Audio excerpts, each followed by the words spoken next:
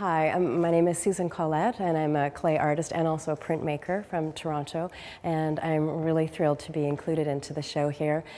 Christian came to see me in my studio a couple of months earlier and chose pieces for the show, and I was delighted that he chose something from each of the sections of my work in printmaking and in clay sculpture, and also one of my copper carpets, which is the material that I print from. Behind me is a copper flying carpet from my flying carpet series, and this piece was created all from the copper plates that I make my printmaking from.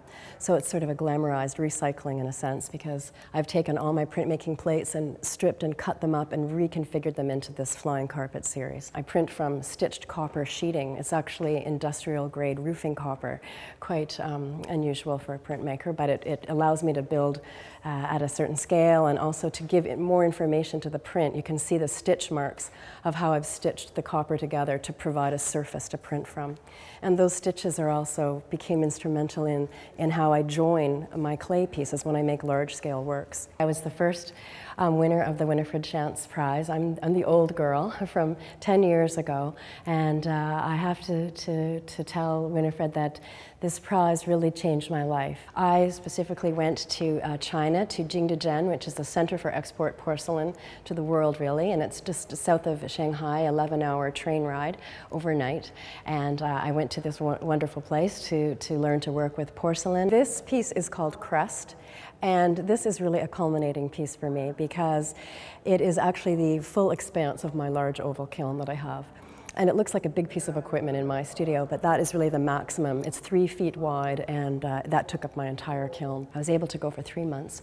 I was working with porcelain, and I had great movement in the clay. I'd never worked at such a scale with clay before, or with that material. So when I came home, I really hit the ground running with the movement that porcelain provided in my work. And for me, it really represents that I'm pushing the full boundaries of my work, and my whole concept of strength and fragility is really illustrated here in how this is really reaching to the depths of collapse.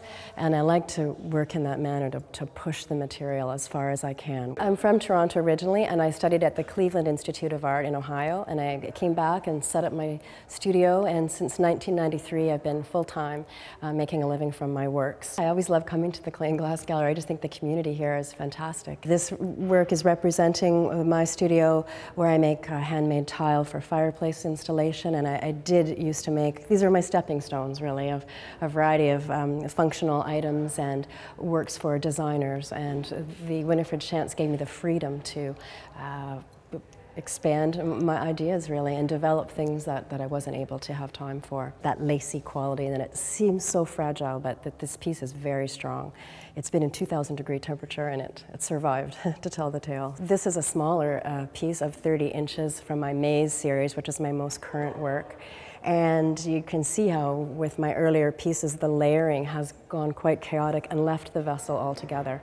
And I'm quite happy in this new territory and leaving the traditions of the vessel and working into a very abstracted form, using more color and even more texture. This is a development from the Crest.